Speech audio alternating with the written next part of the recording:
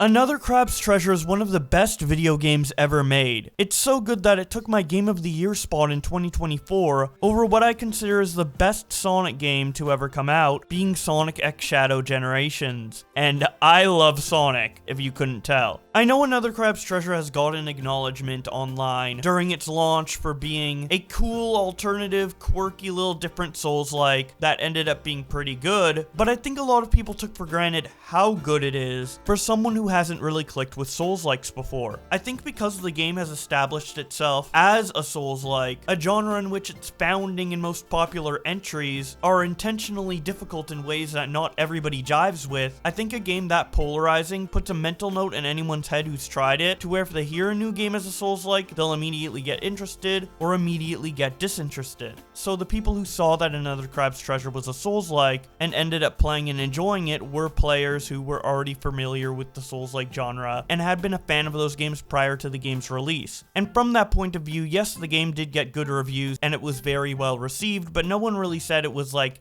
the best game ever, which to me it is, as someone who actively dislikes Souls-like games, but was able to find the enjoyment that everybody else finds in other Souls-like games in Another Crab's Treasure due to how much more user-friendly the experience is, with the game being designed to have the player be directly taught and properly introduced to all the things they can do. This idea around the game being a more easy to digest, less cryptic and less convoluted version of Dark Souls is what really sold me on trying this game, because the only reason I hadn't been able to get into Dark Souls wasn't because of the boss difficulty or having to more deliberately time your attacks and pay attention to a stamina meter and stuff like that. That stuff I liked. What I didn't like was all the systems around it being intentionally cryptic for the sake of discovery, which I do think has value, but it's just something I personally don't like. So to see this game forego that, as well as add some assist mode options of being able to alter damage and HP or prevent you from losing your loot on death, were enough of a comfort to make me actually want to try this game. That, and when I first saw the game in a Nintendo Direct, what they were going for artistically, visually, and narratively, with this whole beautiful ocean, cutesy, cartoon crabs, juxtaposed to these devastating, polluted, trash-ridden monsters, harming the ecosystem of their world, with a vibe that to them would mirror what Dark Souls looks to us, with all these creepy, grotesque human monsters. But for them it's a crab version and it's real because of pollution. I just thought that whole idea was so great, not only for a game but especially a Souls-like, and a very unique way to get away from the Souls-like aesthetic while still paying tribute to the core idea of what that aesthetic can bring to a typical FromSoft Souls-like game, or at least an aspect of it, right? So the game already intrigued me on that level, but then there's the gameplay that keeps a lot of the core Souls-like elements intact, like hard bosses, it being third person where you lock on and dodge roll and time your attacks with the boss's attacks for melee, and being able to use spells, and the exploration. It's all the same core gameplay elements that makes combat in the Soulsborne games so great, but without all those medieval RPG elements where you have a bunch of stats that isn't very clear what they're used for, and other elements that make the game less beginner friendly besides the actual difficulty of the game. And that really intrigued me because Elden Ring is a game that I got around its launch because of how well received it was, and I just couldn't figure it out. It just didn't click with me, and I put the game down. But ever since then, I kept hearing online that the Dark Souls games have the hardest learning curve, but once you understand the flow of the game and how every attack is a deliberate action that you have to think about and how satisfying that can be, it really made me interested in that gameplay experience. And once I saw the trailer for Another Crab's Treasure, I knew that this was the game that would help me understand this genre. And not only did it help me understand it, but Another Crab's Treasure is one of my favorite games of all time. And I still don't like Souls games such as Elden Ring. I've tried to go back and play it, but Another Crab's Treasure just hooks me in a way that other Souls-likes don't, due to the simplification of Dark Souls mechanics in like the most brilliant ways possible, mainly with the mechanic of the shell. So normally in Souls-like games, at the beginning of the game you'll have a choice between multiple classes for your character, and then you're locked into that class for the rest of the game, meaning that if you get up to a particular boss that is super difficult and feel as though swapping your class would maybe help you defeat that boss or play the game in a way that's more fun for you, you'll just never know, and you always have that nagging feeling of like, what if I was this different class? And what gameplay possibilities am I missing out on to approach this fight just because I chose this class over another? Another Crab's Treasure fixes that issue by having no classes at all. You're just the crab. But the benefits you would get from such a system, like being able to play around with different abilities and get different equipment and all of that stuff, has been incorporated instead into the ingenious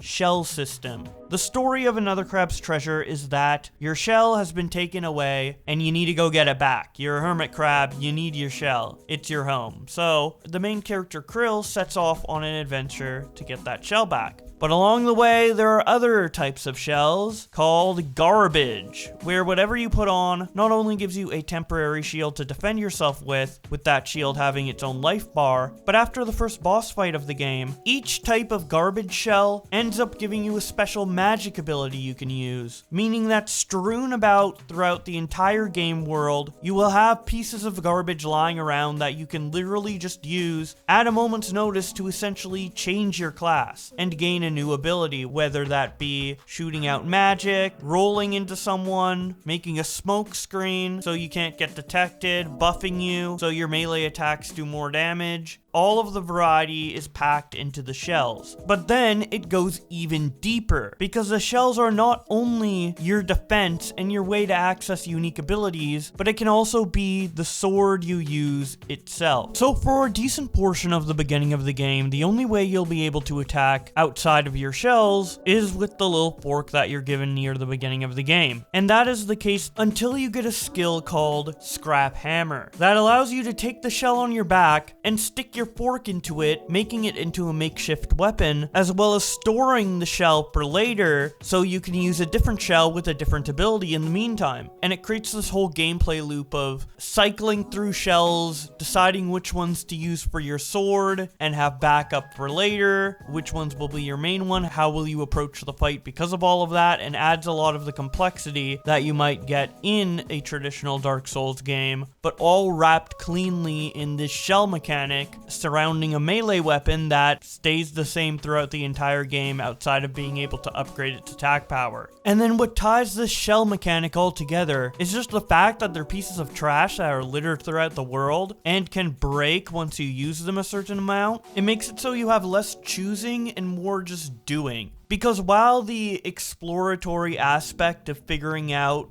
game's mechanics through digging into its systems, testing out different things, looking into different menus and text boxes to figure out what exactly is the most optimal, can be enjoyable in its own way. I like doing it in League of Legends, but when it comes to a single player game like Dark Souls, I personally don't click with it. It just creates choice paralysis, and I just spend more time trying to figure out how to play the game than enjoying playing the game. So to just have abilities and everything kind of chosen for me based on just the environment around me ends up working out really well, but not in a way that takes playstyle customization completely away from the player's control, as you can prioritize hanging on to the shells you like, and even choose to buy shell insurance later in the game that gives you a fresh shell of whatever insurance you bought every time you recover at a respawn point. But to buy insurance, you have to first pick up and use the shell in the overworld, meaning that at some level there is forced variety, which is part of what makes this game so fun, because you get to discover what works best for you in fighting some of the toughest challenges in gaming relative to other genres, with abilities and playstyles that you were forced to use through this shell durability system. Meaning that when you find something you like, you know you like it, and you don't have to play through the game 5 different times with 5 different classes to determine your preferred playstyle. It's very simple and intuitive, but it allows you to get so much done just all through the concept of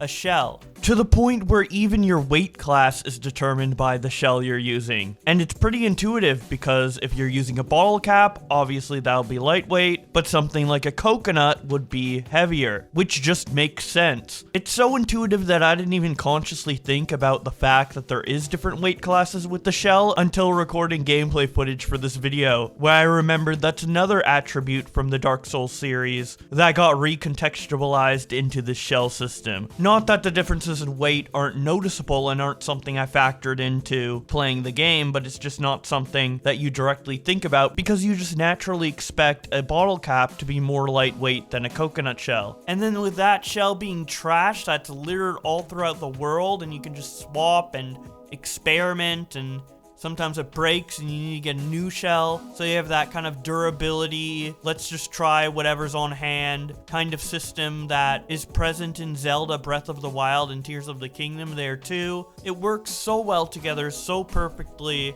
It allows for so much more experimentation rather than just choosing between, oh, is this a sword that boosts my attack at the risk of losing some defense or boosting my defense and attack speed. It's more of a natural flowing cycle of swapping and discarding and breaking most of the time different shells and just having to figure out what will work in what moment. But it's not so random that you can't hone in on a particular strategy that you want to do. So you can choose between a bunch of different options and pick your favorite one, but now you actually know it's your favorite one because you were forced to try everything through picking up shells. And it's just such a simple yet intuitive system that can help you experiment and find out what's interesting about the genre of Souls-likes, letting people play with that variety that people who spend thousands and thousands of hours in Souls-likes have been able to experience, but in a package that's just immediately understandable and playable. You just pick it up, and all these mechanics flow in a way that is so intuitive that you don't even think about it. It's just such an intuitive system that it makes you wonder why it had to be so complicated in those other games in the first place. And speaking of overcomplicated systems in Dark Souls games, there's of course the leveling up system. And there's a bunch of different things to level up, like mind, intelligence, dexterity, but what they do depends on a bunch of other factors, and it just gets kind of complicated. But I like Another Crab's Treasure because it streamlines it into just 4 things that are very simple. They are health, shell defense, attack damage, and magic damage. But the conveniences of understanding what you're leveling up doesn't mean you're just gonna have everything handed to you. You still have to commit to what you're leveling up, so there's still a bit of uncertainty there. But now figuring out what I want to specialize in is a much more natural and easy task to do, with the shell durability system getting me to try out all these different things to figure out what I like, instead of just putting stats into attack and maybe a bit of defense and hoping for the best. I feel like every change they made to the core Souls-like formula that was established from FromSoft in Another Crab's Treasure, it's not stuff that makes the game easier in a way where the game and its challenges are actually more difficult, but just easier in the sense that you don't have to worry about not knowing something in order to play the game better. There's no super hidden secret other than maybe finding a rare piece of trash in an area that is off the beaten path. All of the challenge are just in the enemies and the way they're programmed themselves. Although not having stamina of any kind and being able to just sprint and dodge whenever you want does give you a lot of leeway, but the game is designed around that. In fact, running around jumping and even dodging sometimes is essential in what is essentially this game's not so secret half once you start playing through it and realizing that this game is not only a Souls-like, but also a 3D platformer, with our crab friend being able to do a little hover and the ability to dodge once, sometimes twice depending on the height, for some extra horizontal distance. You also get this grapple ability where you can hold down the left trigger to grapple to certain points in the level, and this ties into combat in a fun way by being able to be used on enemies to pull them in, with a little fishing tug-of-war minigame having to be played if used on bosses, which was a really fun and sometimes useful thing to do, but it's not really core to the combat. You don't really need to use it, but you can if you want. There's a lot of variety in the way you can approach combat in this game that is all multi-purpose and fits together so well. That's what I like about all this, is that everything in this game is just very multi-purpose. But this multi-purpose design isn't just limited to the combat, but in all aspects of the game, with one of my favorite examples of this being this big shopping cart that fell at the bottom of the ocean,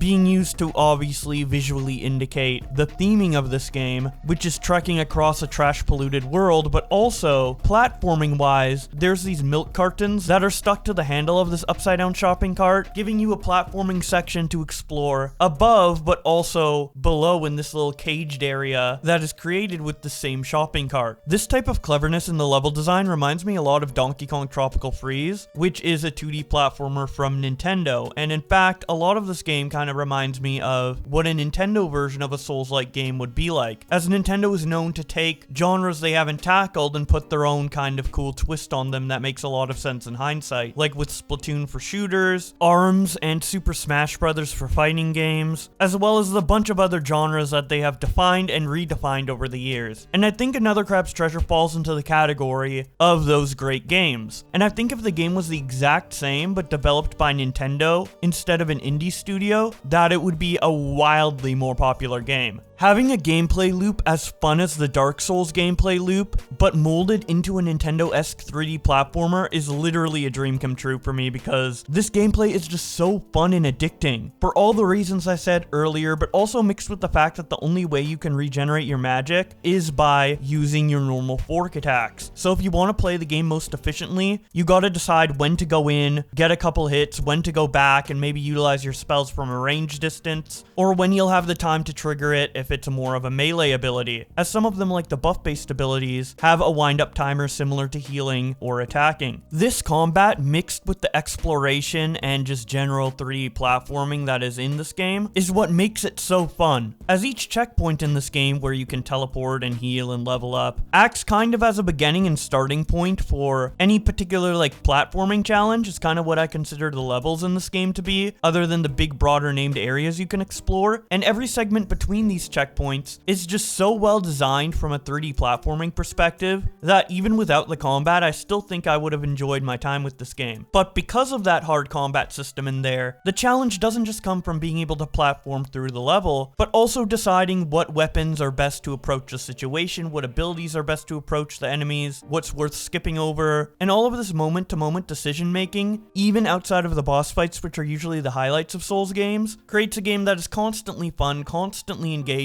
in a way that just wasn't present for me in other Souls-like games. Maybe it's because I mainly played Elden Ring, where you kind of run around and find something that's too difficult, and then run around and find something that's too difficult again, and it just kind of feels like a big empty world where you're not doing very much, at least at the beginning. Whereas Another Crab's Treasure is always giving you something to think about due to showing you what you can do, and then letting you apply it immediately in a world that is a lot more condensed due to being designed more as a 3D platformer instead of a world that is not made for platforming. A perfect example of this difference would be Sonic Frontiers, where that game is a platformer, but all of the terrain isn't really made for platforming, and it's only in that game due to slapped on platforming elements that aren't naturally incorporated into the world at all. Everyone agrees that that game would be better if those level design elements were actually part of the world instead of pasted on top, and that's what Another Crab's Treasure does, which is obviously not the case in other Souls-likes due to them not really being platformers. And as a result, it creates this awesome moment-to-moment gameplay where you're always either platforming or fighting or exploring a little bit for shells and other upgrades that you can find through challenging platforming segments or just littered across the world. All of these three elements of platforming, exploring, and combat not only fit so well together in the way this game was made, but also ensures that you will always have something to be able to do and work toward. And dude, some of those stretches are just so fun and tense, trying to get to the next area without losing health because there's a lot of enemies. Like once you get later into the game, and even earlier in the game, like trying to survive from moon snail location to moon snail location is just very well done and is by far the best part of this game, as it also includes platforming challenges just naturally baked into this whole adventure. So sometimes you're doing this platforming challenge, but then on one of the platforms there's a monster, so you have to literally go into like Dark Souls style combat with the slow wind-ups for attacks and everything. And by the way, they absolutely nailed the feel of this game. It feels the exact same as a Dark Souls game, but you have all that and then you're platforming again, or maybe the enemy is too dangerous and you just want to platform over them. Like that's an option too. You can literally like platform over things and find ways to get around stuff. I feel like this genre and 3D platforming just makes sense together, honestly. It is kind of a hybrid concept to have a 3D platformer Souls-like, but it's done so well here that it honestly doesn't even feel like a hybrid. It feels like this is how it was always meant to be, right? Obviously, it's inspired off Dark Souls and has a lot of the same combat elements, but the way they were able to weave it all together into this masterpiece of a game is awesome. And I want to see more game developers take a crack at making more user-accessible Souls-like games after this, because I think Another Crab's Treasure proved without a shadow of a doubt that the difficulty and unique combat of Dark Souls with all of its boss fights are not mutually exclusive to a lot of these cryptic design decisions that make the game difficult in ways that aren't palatable to some gamers like me. And underneath all of it, you know, Dark Souls,